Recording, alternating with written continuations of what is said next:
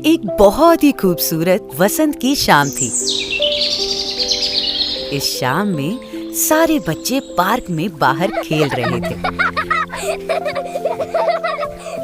उन्हीं बच्चों के बीच जेम्स, उसकी बहन शैली अपने जिगरी दोस्त मार्क के साथ खेल रहे थे।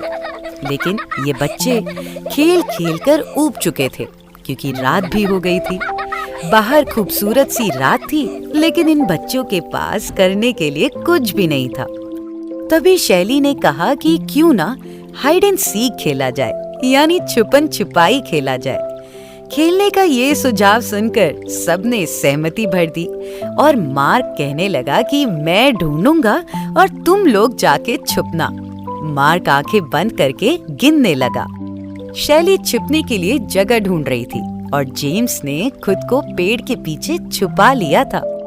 और वहीं पे दूसरी तरफ शैली छुपते छिपते पेड़ के नीचे पहुंची और उस पेड़ के नीचे था एक बड़ा सा गड्ढा।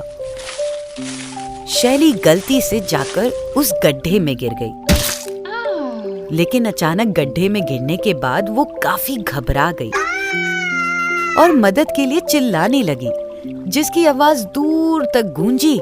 जेम्स और मार्क ने उसकी आवाज सुनकर दौड़े दौड़े वापस उसके पास चले आए और वहां पर जाकर उन्होंने देखा कि शैली तो गड्ढे में गिर गई है, जो कि एक गड्ढा नहीं बल्कि एक गुफा भी है। मार्क तुरंत अपने पिता को बुलाने के लिए दौड़ा।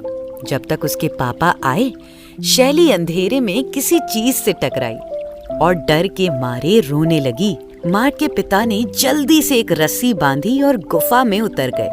उनकी टॉर्च की रोशनी में उन्हें शैली दिखी और चादर से लिपटा एक संदूक दिखा। जी हाँ, उस संदूक को ढूंढा था शैली ने। जिस चीज से वो टकराई थी वो यही संदूक था। जब मार्क के पिता शैली को लेकर बाहर आए तो उन्होंने इस संदूक को अपने घर पर रख लिया और घर पर जाकर देखा कि इस संदूक में ढेरों खजाना है। और ये खजाना देखकर मार्क के पिता ने बच्चों को समझाया कि लालच करना ठीक नहीं, और उन्होंने अगले दिन ही इस खजाने को पुलिस को दे दिया।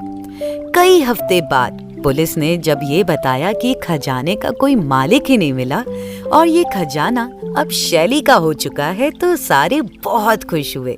शैली ने ये तय किया कि वो इस खजाने का पैसा भी सभी में बांटेगी।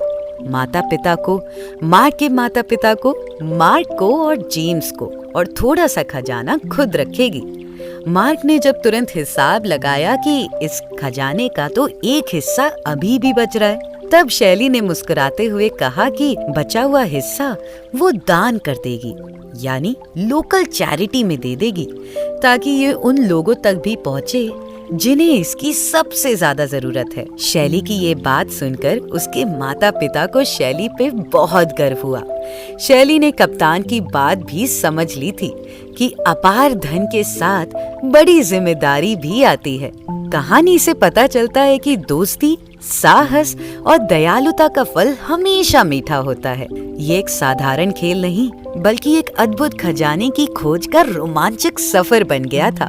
ऐसे ही ढेर सारी कहानियाँ सुनने के लिए कहानियाँ आप तक चैनल सब्सक्राइब करें।